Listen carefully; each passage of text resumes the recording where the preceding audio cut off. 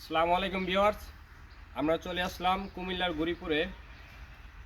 আমরা ফিলিপাইন প্রবাসী শিপন ভাইয়ের বাড়িতে আমরা কিছু এখানে ইন্টেরিয়র ডিজাইনের কাজ করব।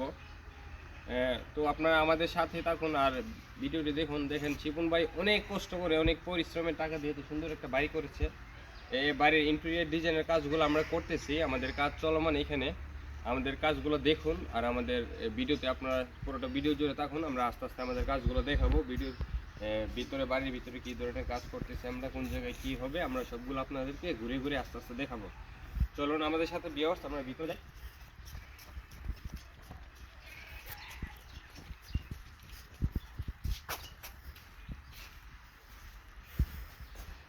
ভিউয়ার্স, বাড়ির ভিতরে ঢুকতেই আমাদের আমাদের এখানে ডাইনিং রুম আমরা এখানে সিলিং করবো। বোর্ড দিয়ে গর্জন কাঠ দিয়ে আমরা এখানে সিলিং করবো।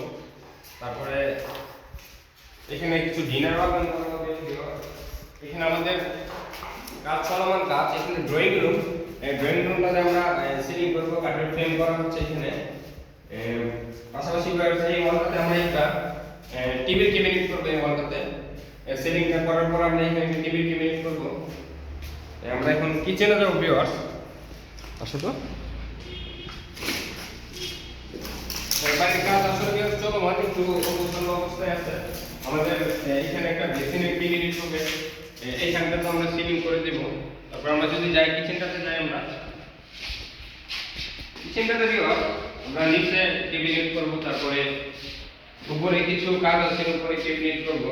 তারপরে উপরে সিলিং হবে।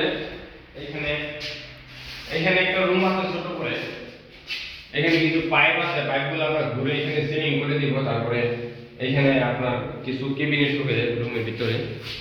আমরা সিঁড়ি দিয়ে উপরে যাবো, আসেন।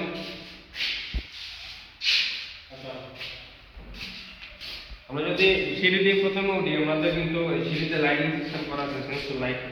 হাঁটলে এখানে লাইট জ্বলবে। সিঁড়িতে নিয়ে থাকতো না। উপরে উঠতে গিয়ে উপরে একটা সাদেও সিলিং হবে আমাদের, এখানে সিলিং হবে। তারপরে এই এরিয়াটা তো আমাদের সিলিং হবে পুরোটাতে। তারপরে যে রুমগুলো আছে যে রুমগুলো আছে সবগুলো রুমে ক্যাবিনেট হবে, আলমারি। তারপরে নিচে তো ডিনার রুম হবে, পড়ার টেবিল, তারপরে বুকসেল টুকসেল যা যা করার দরকার এভরিথিং আমরা এখানে কাজগুলো করে দিব। আমরা বাড়িটাতে যাই। মনোমুগ্ধকর একটা পরিবেশ, অনেকটাই সুন্দর বাড়িটা।